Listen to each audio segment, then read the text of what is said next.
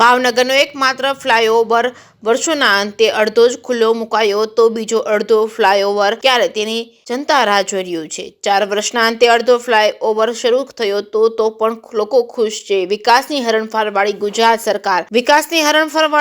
સરકારમાં 4 વર્ષ આખો નહીં પણ અડધો ફ્લાયઓવર શરૂ થયો છે। શાસ્ત્રીનગરથી દેસાઈનગરના ફ્લાયઓવરને બનતા લોકો બન્યા હતા ત્રાહિમામ। નેતાઓએ હોશે રિબિન કાપી અડધો ફ્લાયઓવર જનતા માટે ખુલ્લો મૂક્યો તો ગુજરાતના સ્થાપના દિને બીજો અડધો ફ્લાયઓવર શરૂ કરાશે। જેકેએસની ગુજરાતી સાથે હિરેન ભાયાણી, ભાવનગર। ભારતીય જનતા પાર્ટી આદરણીય નરેન્દ્રભાઈ વડાપ્રધાન શ્રી અને મુખ્યમંત્રી ભૂપેન્દ્રભાઈ પટેલના નેતૃત્વમાં આપણું વિકસતું ભાવનગર એ અલગ અલગ પ્રકારે વિકાસ પામી રહ્યું છે। ઇન્ફ્રાસ્ટ્રક્ચરની અંદર અનેકવિધ આપણે સૌએ જોયું છે કે છેલ્લા ઘણા વર્ષોથી ભાવનગરે હરણફાળ ભળી છે। આજે આનંદ ને ખુશીની વાત છે, ભાવનગરનો પહેલો ફ્લાયઓવર એ એક સાઈડ થઈ એટલે કે દેસાઈનગર થી આરટીઓ સુધી આજે શરૂઆત થઈ છે।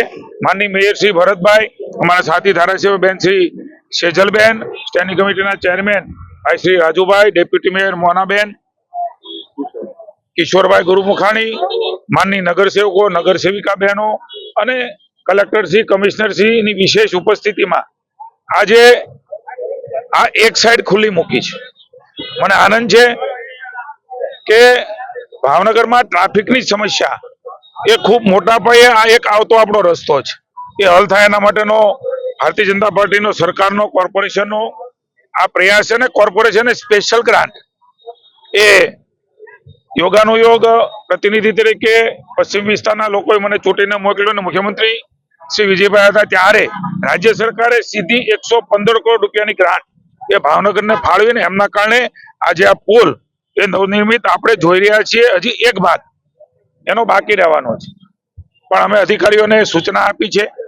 ચોક્કસ ટેકનિકલ બાબતો હોય ને એમાં થોડું ડિલે પણ થયું છે, કોરોનાનું કારણ પણ એમાં વચ્ચે હતું, પણ કારણો પણ શોધીને ભવિષ્યમાં એ ન બને એમના માટે પણ કમિશનરશ્રીને મેં સૂચના આપી છે। પણ કુલ મળીને પહેલો ફ્લાયઓવર ભાવનગરની જનતા માટે આજે વન વે ખુલ્લો મૂક્યો છે અને 1 મે પહેલા એટલે કે ગુજરાત સ્થાપના દિવસ પહેલા, આમ તો 31 માર્ચ ડેડલાઈન આપી છે, પણ 1 મહિનો વધારે ગણીએ તો પણ અમારા પ્રયાસ છે કે બંને સાઈડો એ 1 મે ગુજરાત સ્થાપના દિવસ પહેલા ખુલી જાય અને લોકોને ટ્રાફિકની સમસ્યામાં હળવાશ મળે। આપણે સૌને જાણકારી આપું તો અલગ અલગ પ્રકારે અહીંયા ટ્રાફિકની જે વાહનો નીકળે છે આ રસ્તા ઉપરથી 2013માં 30,607 જેટલા વાહનો નીકળતા હતા। દરરોજની વાત કરું છું, નવેમ્બર 23માં એ 61,234 થયા અને જે 25માં અપેક્ષિત અંદાજ છે એ 70,419 જેટલા વાહનો।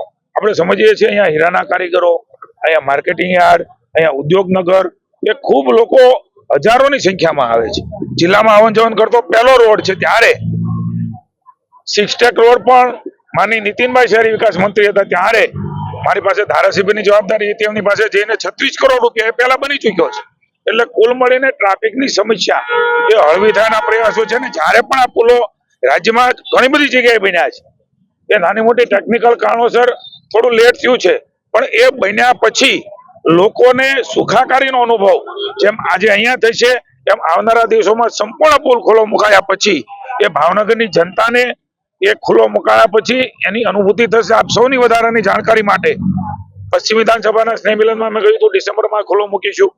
આજે અમે કહીએ છીએ કે આખો એ લગભગ 1 મે પહેલા અમે ખુલ્લું મૂકીશું અને નીચે પણ જે ટ્રાફિકની સમસ્યા જવામાં છે એ આજે જ અમે સૂચના આપવાના છે, અમે પણ ત્યાં જવાના છીએ। જે કારીગરો માટે એમણે રહેણાંક બનાવ્યા છે કે જે ઝૂંપડી જેવું બનાવ્યું છે એ હટાવીને ત્યાં રોડ બનાવીને પણ એની સમસ્યા હલ થાય એના માટે થોડા દિવસોમાં જ અમે પ્રયાસ કરવાના છીએ। ભાવનગરની જનતાને શુભકામનાઓ અને થોડું લેટ થયું છે એટલે અમે એને ક્ષમા પણ પ્રાર્થી છીએ।